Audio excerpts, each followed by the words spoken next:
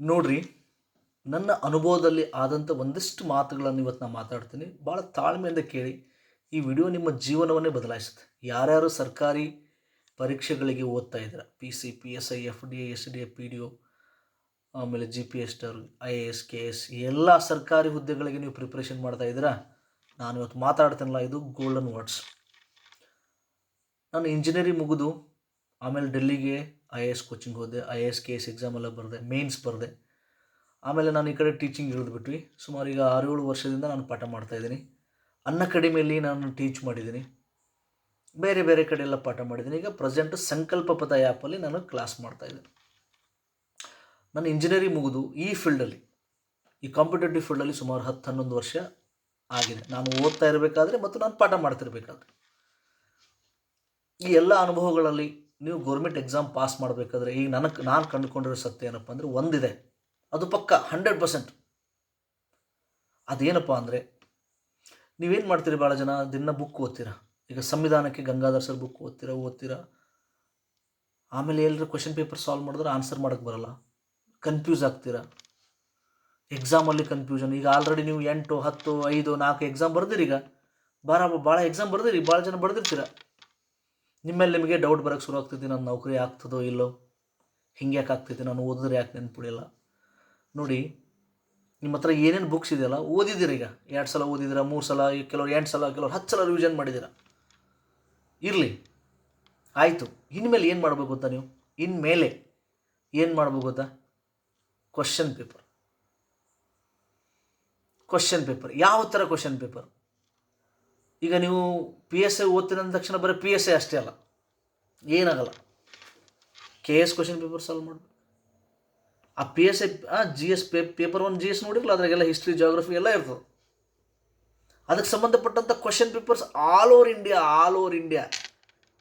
S, ಇದು ಸತ್ಯ.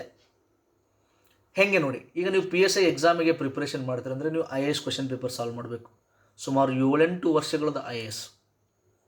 ಕರ್ನಾಟಕದಲ್ಲಿ K S question paper solve ಮಾಡಬೇಕು. ಕರ್ನಾಟಕದಲ್ಲಿ F D A, S D A, P D O, ಯಾವ್ಯಾವ ಎಕ್ಸಾಮ್ ಇದೆ ಕರ್ನಾಟಕದಲ್ಲಿ, ಅದ್ರ ಜೊತೆಗೆ ಕೇಂದ್ರದಲ್ಲಿ ಐ ಎ ಎಸ್ದು, ಆಮೇಲೆ ಎಸ್ ಎಸ್ ಇದು. ತೆಲಂಗಾಣದಲ್ಲಿ ಯಾವುದೇ ಒಂದು ಕೆ ಎಸ್ ಎಕ್ಸಾಮ್ ನಡೆದಿತ್ತಂದರೆ, ತೆಲಂಗಾಣದಲ್ಲಿ ಒಂದು ಪಿ ಎಸ್ ಆಗಿತ್ತಂದರೆ, ಮಧ್ಯಪ್ರದೇಶದಲ್ಲಿ ಆಗಿತ್ತಂದರೆ, ಉತ್ತರ ಪ್ರದೇಶದಲ್ಲಿ ಆಗಿತ್ತಂದರೆ, ಕ್ವಶನ್ ಪೇಪರ್ ಸಾಲ್ವ್ ಮಾಡಿ ಅದಷ್ಟೇ ನೆನ್ಪಿಟ್ಕೋರಿ, ನೀವು ಗ್ಯಾರಂಟಿ ಎಕ್ಸಾಮ್ ಪಾಸ್ ಮಾಡ್ತೀರಿ. ಎಲ್ಲ ಕಡೆ ನಾನು ನೋಡಿನಿ, ಭಾಳ ಇದು ನನ್ನ ಅನುಭವದಲ್ಲಿ ಹೇಳ್ತಾ ಇದ್ದೀನಿ. ಅಲ್ಲಿಂದ ತಂದು ಇಲ್ಲಿ ಕಾಪಿ ಪೇಸ್ಟ್ ಮಾಡಿರ್ತಾರೆ. ಈಗ ಸಂವಿಧಾನ ತಿದ್ದುಪಡಿ ಅನ್ಕೊಳ್ಳೋಣ, ಎಷ್ಟಿದೆ? ಸುಮಾರು ಈಗ 106 ಸಂವಿಧಾನ ತಿದ್ದುಪಡಿಗಳಿದೆ. ಎಲ್ಲ ನೆನಪಿದೇನ್ರಿ ನಿಮಗೆ? ನೆನ್ಪಿಟ್ಕೊಳಕ್ಕಾಗುತ್ತಾ? ಓಲ್ಡ್ ಕ್ವಶನ್ ಪೇಪರ್ಲಿ ಯಾವ್ಯಾವ ತಿದ್ದುಪಡಿಗಳು ಬಂದಿದೆ? ಇತ್ತೀಚೆಗೆ 2-3, ಇತ್ತೀಚೆಗೆ ಲಾಸ್ಟ್ ಕೊನೆಯದೊಂದು 2-3 ಸಿಂಪಲ್. ಯಾವ್ದು ಇಂಪಾರ್ಟೆಂಟ್ ಅಂತ ಹೆಂಗೆ ಗೊತ್ತಾಗುತ್ತೆ ನಿಮಗೆ? ಓಲ್ಡ್ ಕ್ವಶನ್ ಪೇಪರ್, ಹಳೆ ಪ್ರಶ್ನೆ ಪತ್ರಿಕೆ. ಬರೀ ಕರ್ನಾಟಕ ಅಷ್ಟೇ ಅಲ್ಲ, ಸೆಂಟ್ರಲ್ ಗೌರ್ಮೆಂಟ್ ಎಕ್ಸಾಮ್ಸ್ದು ಮತ್ತು ಒಂದಿಷ್ಟು ಸಾಧ್ಯ ಆದ್ರೆ ಒಂದು 4-5 ಸ್ಟೇಟ್ದು ನೀವು ಹೆಚ್ಚಿನ ರಾಜ್ಯಗಳದ್ದು ಕ್ವಶನ್ ಪೇಪರ್ ನೋಡಿಬಿಟ್ರಂದ್ರೆ ಇನ್ನೂ ನಿಮ್ಗೆ ಅದು ಲಾಭನೇ. ಸಿಂಪಲ್, ಕೀಪ್ ಇಟ್ ಸಿಂಪಲ್, ಇಷ್ಟೇ. ಆ ಕ್ವಶನ್ ಪೇಪರ್ ಮೇಲೆ ನೋಟ್ಸ್ ಮಾಡ್ಕೊಡ್ರಿ, ಅದೇ ರಿವಿಷನ್ ಮಾಡ್ಕೊಡ್ರಿ, ಅದೇ ಕಂಠಪಾಠ ಮಾಡಿರಿ, ಅದೇ ಬೈಹಾಟ್ ಮಾಡಿರಿ. ಅರ್ಥ ಆಗ್ತಿದೆಯಾ? ಈಗ ಸೌರಮಂಡಲ ಇದೆ, ಸೋಲಾರ್ ಸಿಸ್ಟಮ್ ಇದೆ.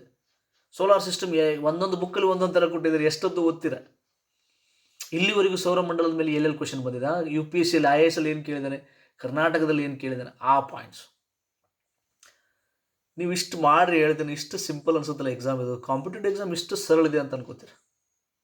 ನೋಡಿ, ಎಲ್ಲ ಸಬ್ಜೆಕ್ಟು ಎಲ್ಲನೂ ನೆನ್ಪಿಟ್ಕೊಳಕ್ಕಾಗಲ್ಲ. ಇದು ನೆನ್ಪಿಟ್ಕೊಂಡ್ಬಿಡ್ರಿ. ಎಲ್ಲರೂ ಮನುಷ್ಯರೇ, ಮರ್ತು ಹೋಗ್ತೈತಿ. ಈಗ 2 ತಿಂಗಳಿಂದ ಓದಿದ್ದು ಈಗ ನೆನಪಿರಲ್ಲ. ನಿನ್ನೆ ಮೊನ್ನೆ ಓದಿದ್ದು ನೆನಪಿರ್ತೈತಿ. ಇನ್ನು ಕೆಲವ್ರಿಗಾದ್ರೂ ನೆನಪಿರಲ್ಲ, ಆ ಪ್ರಶ್ನೆ ಬೇರೆ. ಹಿಂದೆ 2 ದಿವಸ ಓದಿದ್ದು ನೆನಪಿರಲ್ಲ, 2 ತಿಂಗಳಿಂದ 3 ತಿಂಗಳು ಓದಿದ್ದು ನೆನಪಿರಲ್ಲ, ನೆನಪಾರ್ತೈತಿ. ಮತ್ತೆಲ್ಲ ಕನ್ಫ್ಯೂಷನ್, ಎಲ್ಲೋ ಓದಿನಲ್ಲ.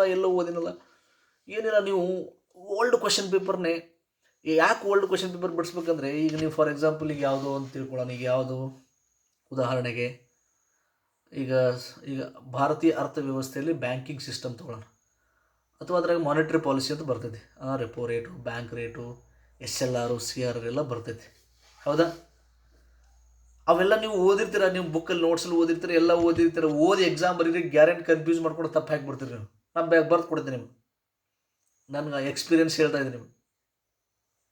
ಆದ್ರೆ ಆ ಒಂದು ಮಾನಿಟರಿ ಪಾಲಿಸಿಗೆ, ಹಣಕಾಸು ನೀತಿಗೆ ಸಂಬಂಧಪಟ್ಟಂಗೆ ಇಲ್ಲಿವರೆಗೆ ಎಲ್ಲೆಲ್ಲಿ ಓಲ್ಡ್ ಕ್ವಶನ್ ಪೇಪರ್ ಬಂದಿದೆಯಲ್ಲ ಅದು ನೀವು ನೆನಪಾರಲ್ಲ. ಸಾಧ್ಯ ಆದರೆ ಅವೆಲ್ಲ ಬರೆದಿಡು ಒಂದು ಕಡೆ. ಈ ಹೇಬಿಯಸ್ ಕಾರ್ಪಸ್ಸು ಬರ್ತೈತಿ, ಮ್ಯಾಂಡಮಸ್ ಬರ್ತೈತಿ, ಗೊತ್ತೈತೆ? ಅದ್ರ ಮೇಲೆ ಫಿಕ್ಸ್ ಒಂದು ಕ್ವಶನ್ ಇರ್ತೈತಿ. ಯಾಕಂದ್ರೆ ನೀವು ಹಳೆ ಕ್ವಶನ್ ಪೇಪರ್ ನೋಡ್ರಿ, ಹೇಬಿಯಸ್ ಕಾರ್ಪಸ್ಸು, ಮ್ಯಾಂಡಮಸ್ಸು, ಸೆರ್ಸೂರಿ, ಕೋ ವಾರೆಂಟು, ಅವು 5 ಇದಾವಲ್ಲ, ಅದರಲ್ಲಿ ಒಂದು ಗ್ಯಾರಂಟಿ ಕ್ವಶನ್ ಇರುತ್ತೆ. ಹೆಂಗೆ ಗೊತ್ತಾಯ್ತು ನಿಮ್ಗೆ ಇದು ಇಂಪಾರ್ಟೆಂಟು, ಈ ಟಾಪಿಕ್ ಇಂಪಾರ್ಟೆಂಟ್ ಅಂತ ಹೆಂಗೆ ಗೊತ್ತಾಯ್ತು? ಓಲ್ಡ್ ಕ್ವಶನ್ಸ್ ಬರೀ ಕರ್ನಾಟಕದ ಅಷ್ಟೇ ಅಲ್ಲ. ನಾ ಇದು ಹೇಳೋದು, ನಾ ಕೆಳಗಡೆ ಕೊಡ್ತೀನಿ, ಈ ವಿಡಿಯೋದ ಕೆಳಗಡೆ ಡಿಸ್ಕ್ರಿಪ್ಷನ್ ಬಾಕ್ಸಲ್ಲಿ ಮತ್ತು ಫಸ್ಟ್ ಕಮೆಂಟಲ್ಲಿ ಕೊಡ್ತೀನಿ. ಸರ್ IAS ಕ್ವಶನ್ ಪೇಪರ್ ಇಂಗ್ಲೀಷಲ್ಲಿ ಇರುತ್ತೆ, ನಾ ಹ್ಯಾಂಗೆ ಸಾಲ್ವ್ ಮಾಡಲಿ? ಕನ್ನಡದಲ್ಲಿ ಮಾಡಿದಾರೆ ರೀ, ಅನುವಾದ ಮಾಡಿ ಬಿಟ್ಟಿದ್ದಾರೆ. ಲಿಂಕ್ ಕೊಡ್ತೀನಿ, ಅಮೆಝಾನ್ ಲಿಂಕ್ ಕೊಡ್ತೀನಿ, ಅಲ್ಲಿ ಕ್ಲಿಕ್ ಮಾಡ್ಕೊಂಡು ಡೈರೆಕ್ಟ್ ಲಿಂಕ್ ಕೊಡ್ತೀನಿ, ಆ ಲಿಂಕ್ ಮೇಲೆ ಕ್ಲಿಕ್ ಮಾಡ್ಕೊಂಡು ಆನ್ಲೈನ್ ಮುಖಾಂತರ ತರಿಸ್ಕೋರಿ. IAS ತರಿಸ್ಕೋರಿ, SSC ತರಿಸ್ಕೋರಿ, ಎಷ್ಟು ಸಾಧ್ಯ ಆಗುತ್ತೆ ಅಷ್ಟು ಕೊಡ್ತೀನಿ. ಓಲ್ಡ್ ಕ್ವಶನ್ಸ್ ಬುಕ್ಲೆಟೇ ಮಾಡಿದ್ದಾರೆ, ತರಿಸ್ಕೊಂಡ್ಬಿಡ್ರಿ. ಎಲ್ಲ ಈಸಿ ಇದೆ. ಈಗ ನೀವು ಓದೋದು ಅಷ್ಟೇ ಬಾಕಿ. ಈ ಮಾತು ನೆನ್ಪಿಟ್ಟು ಗೊತ್ತಿರಲ್ಲ, ನಾನು ಸುಮಾರು 10-11 ವರ್ಷಗಳ ಅನುಭವದ ಮಾತು ಹೇಳ್ತಾ ಇದ್ದೆ. ನೀವು ಓದಿ, ನಾ ಟೆಕ್ಸ್ಟ್ ಬುಕ್ ಬಿಡೋಂತ, ನೀವು ಬುಕ್ಸ್ ಬಿಡೋದನ್ನ ಹೇಳಲ್ಲ. ಎಂದು ಇವತ್ತು ನೀವು ದಿನ 8 ತಾಸು ಓದ್ತೀರಿ ಅನ್ಕೊಳ್ಳ, 8 ತಾಸು ಓದ್ತೀರ, ಅದು 3 ತಾಸು ಓದ್ರಿ ಟೆಕ್ಸ್ಟ್ ಬುಕ್. ಇನ್ನು 5 ಗಂಟೆ ಬರೀ ಕ್ವಶನ್ ಪೇಪರ್. ಅಥವಾ ನೀವು 6 ತಾಸು ಓದ್ತೀರಿ ಅನ್ಕೊಳ್ಳೋಣ, 6 ತಾಸ್ದಾಗ ಬರೀ 1-1.5 ತಾಸು ಅಷ್ಟೇ ಬುಕ್ಸ್ ಓದ್ರಿ. ಇನ್ನು ಉಳಿದಿದ್ದು 3-4 ತಾಸು ಕ್ವಶನ್ ಪೇಪರ್. ಯಾರು ಹೊಸಬರಿದ್ದೀರಲ್ಲ, ನೀವು ಬುಕ್ಸ್ ಓದಬೇಕಾಗುತ್ತೆ. ಫಸ್ಟ್ ನಾಲೆಜ್ ಗೇನ್ ಮಾಡಬೇಕು. Without knowledge you can't do anything. ಅರ್ಥ ಆಯ್ತಾ? ಯಾರು ಈಗ ಫ್ರೆಷರ್ಸ್ ಇದ್ರಿ, ಈಗಲೇ ಬಂದಿದ್ರು ಈ ಫೀಲ್ಡ್ಗೆ, ನೀವು ಯಾವುದೋ KS, IAS, PC ಯಾವುದೋ ಎಕ್ಸಾಮ್ ಓದಕ್ಕೆ ಬಂದಿದ್ದೀರ, ನೀವೇನು ಮಾಡಬೇಕು? ಕನಿಷ್ಠ ನಿಮ್ಗೆ ಒಂದು 6 ಮಂತ್ ಟೈಮ್ ಬೇಕಾಗುತ್ತೆ.